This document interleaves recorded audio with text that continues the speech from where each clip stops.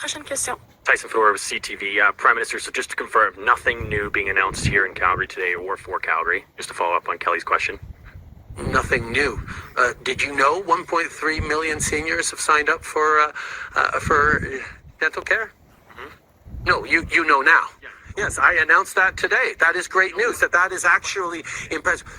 Every single one of those seniors is being funded by the federal government to get dental care. This is a big thing, not a small thing. And the fact that the Conservative Party continues to stand against dental care, doesn't want seniors to get dental care if they can't already afford it, that's a very clear point of... Guys, continuing on with the reign of Trudeau. The irony of it is why can't people afford anything? I'm going to give you free dental care, which is not really free. It just appears to be free, but then you still have to pay all this and pay that. When food costs twice as much, when people can't afford a house for retirement, they're losing their homes. Like people that are retired, old senior citizens, they can't afford anything, let alone the homes that the kids can't afford to put their parents in a home. All because of Trudeau inflation and Trudeau's excessive spending and Trudeau's warmongering. And when he's kind of following up on the question is like, well, is there anything new? Why did you burn all those carbon credits that you're not paying for on your private jet and Chrystia Freeland's private helicopter yesterday to fly out to Alberta? On your helicopter, on your plane, to tell us that we need to accept a 24% tax hike on all fuels and all fossil fuels April 1st, 2024.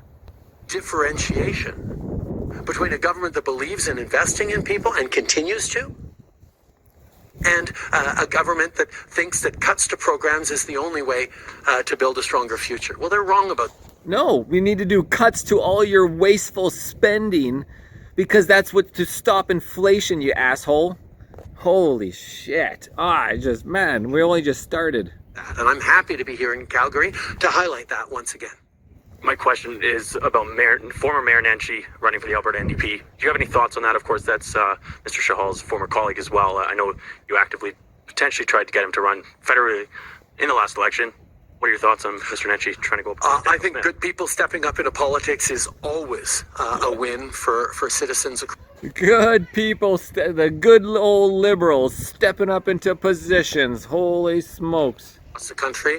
Naheed was a very strong mayor of Calgary for many years, and we worked together on a lot of big issues. I'm not going to weigh in on provincial leadership races, particularly not for a party that I'm not part of, but I wish everyone the best, and I think robust races with great people stepping up is a really good thing for our democracy, particularly at a time of tremendous cynicism and division and toxicity in politics. To see good people I wonder why there's so much toxicity and segregation going around in politics or the world of Canada. Forward with thoughtful solutions is something we should all be encouraging more of. 2 last questions. Hi, Sean Polzer, Western Standard. Given that Saskatchewan has decided not to rebate the carbon tax, there's been some question over possible penalties over the Saskatchewan Premier breaking the law. It's something that Danielle Smith has been worried about as well.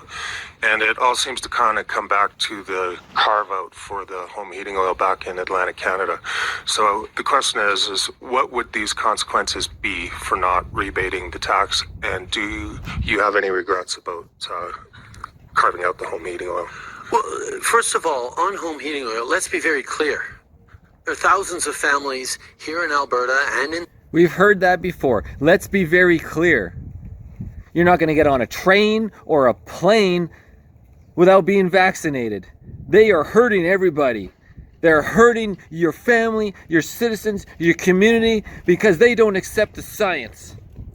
Get vaccinated or you won't be doing anything. You won't be going to the gym. You won't be going to the grocery store. You won't be getting into the MEC. Freaking woke ass business. Everybody stopped going to MEC. They threatened to call the sheriff on me, the police, because I didn't have a breathing barrier in the MEC with a medical exemption. which is their own liberal law, their own liberal bullshit rules about wearing the breathing barriers, about you can have a medical exemption, and then the MEC wouldn't even accept their own stupid rules. Nobody's coming in without wearing a breathing barrier while putting some piece of shit on your face. Saskatchewan and in every part of the country that still rely on home heating oil, which is more polluting, more expensive, more subject to international price fluctuations, and is perversely more relied on by proportionately lower income households. And we recognized that the simple price signal, the clear price signal that the price on pollution gave, wasn't enough to enable those vulnerable families to make those investments up front in replacing home heating oil with a heat pump or what have you. That's why the federal government has stepped up with a program that actually loans money so people can replace their home heating oil. And hey, more debt, guys. Just go in more debt to get the next boost for this and that, you know, the next emission, the next liberal emission, the next liberal cap, more regulation from the government, bigger government. Let's hire more employees to regulate the laws and put more people in jail. Oh, this is the liberal way.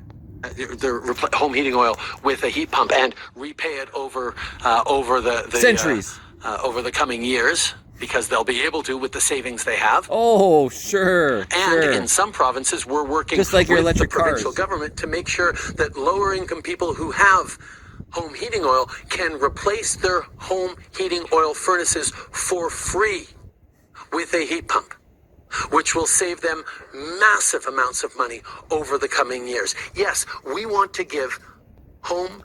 Oh yeah, Trudeau really knows how to save money with his $66 million ArriveCan app, which not only broke the law, segregating people over bullshit 19, but he's just the most wasteful spender. And where did all the money go? Oh, we don't know where it went, and they couldn't even figure it out in their own investigation, let alone the RCMP investigating Trudeau, and he blocks the investigation illegally, interfering with the investigation, and the RCMP still has not ruled him out for criminal breaking the law. All right, guys. Home heating oil customers a free heat pump, so they can save money Win a and free heat their electric homes car, more reliably Trudeau. over the future. That's what that program is. And yes, it benefits Atlantic Canada, but it also benefits Saskatchewan, Alberta, and every province and territory across the country.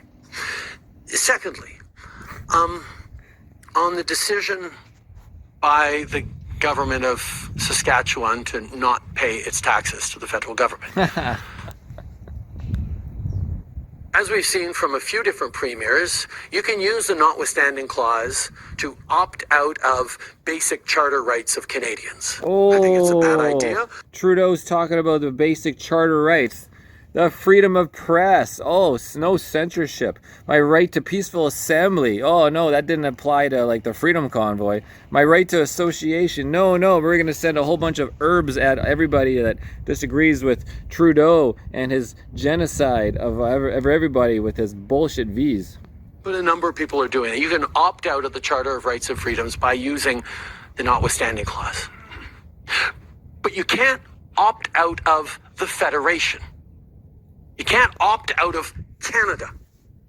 We have. Well, what is Canada? Canada was formed. What are we? We're just a subsidy of the British monarch, the one that enslaved Africa. Oh yeah, that's fantastic. With the RCMP only swears allegiance.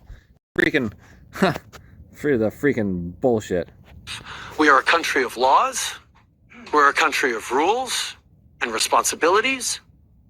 And it's evolved over 150 plus years to be this extraordinarily successful country we have.